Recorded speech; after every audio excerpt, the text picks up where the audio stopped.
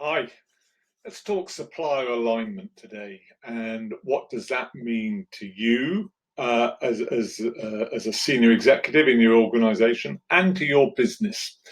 So, we all know what it feels like when we're aligned, when everything's going well and the people around us are working with us and we're working collaboratively together.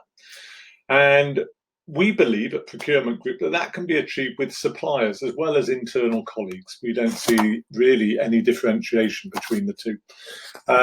And we believe that there are some real costs to your business if you don't achieve that. So, number one, we think it costs you money. It costs you money because your orders might not be being processed in the most efficient manner. Yeah, if you can process them electronically, but actually you're on the phone ringing them up or you're filling out a piece of paper, then that's just inefficient. So number one, the cost of ordering, and number two, the cost of actually processing the purchase invoices. So processing those through your purchase ledger department. If the supplier doesn't know what you require, if you're not aligned with your supplier and they don't know what's required, then they're just going to do what's easiest for them. They don't care. They've never been asked or told. So it's important that we make it clear to them what's required, and that's part of supplier alignment. We also believe that if there's a good alignment between the two organizations, the supplier and the buyer, that the buyer will get good recommendations from the supplier because the supplier will understand the buyer's business. And if the salespeople are half good, or the marketing people, or anyone within that supplier organization has some focus on their clients, they will share that information with you because they know that that's going to make your life and your operational colleagues' lives easier. So that's an important consideration, to get those good recommendations, not only for product but also for service. What can they do in terms of a service wrap to make your life easier? What are they doing for other people? What's best practice? What's being used in the industry, in your industry, with other clients of theirs, maybe in their industry? Nothing to do with your sector, could be to do with their sector. But what are other people doing? Understand this stuff.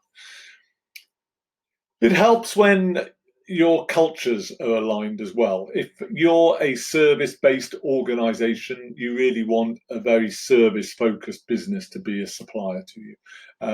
And that manifests itself in various different ways. But the most important is how quickly issues get resolved, because that adds another cost to your business. If every time there's a problem, you have to go on the phone for half an hour to resolve it, sitting in a call center queue or whatever, then that is a cost to you. And it's either going to put you off resolving the problems, in which case the problem itself costs you money, or to resolve it is going to cost you money. Either way, it's not good. So getting that alignment where you can is great. Now, if I take a market like utilities, it's impossible because they're all crap, every supplier. But in a lot of other sectors, the suppliers are responsive, or there are responsive suppliers. And we work with a good number of them across the sectors, because for us, if we have a supplier who doesn't do what's agreed, it's costing me money. So I want to make sure that the suppliers, if we are asked to recommend them by a client, the suppliers that we recommend are absolutely aligned to us and to our clients. We look at the alignment also in terms of the service wrap. You need someone who can give you what you need, not where you are dovetailing what they can provide into what you need. So you need to be able to say, right, this is what I want. Can you provide it? Not, well, what can you do? Oh, yeah, that would be useful. That would be useful. That would be useful. That comes later. By all means, add on to your list with items which they can do, but don't make compromises at the first stage. Make sure you're clear what utopia looks like for you, and you go for that, because that's important. And out of all of that, hopefully, will come the feeling that you can trust them, because you have to be able to trust them. You've got to be able to work together.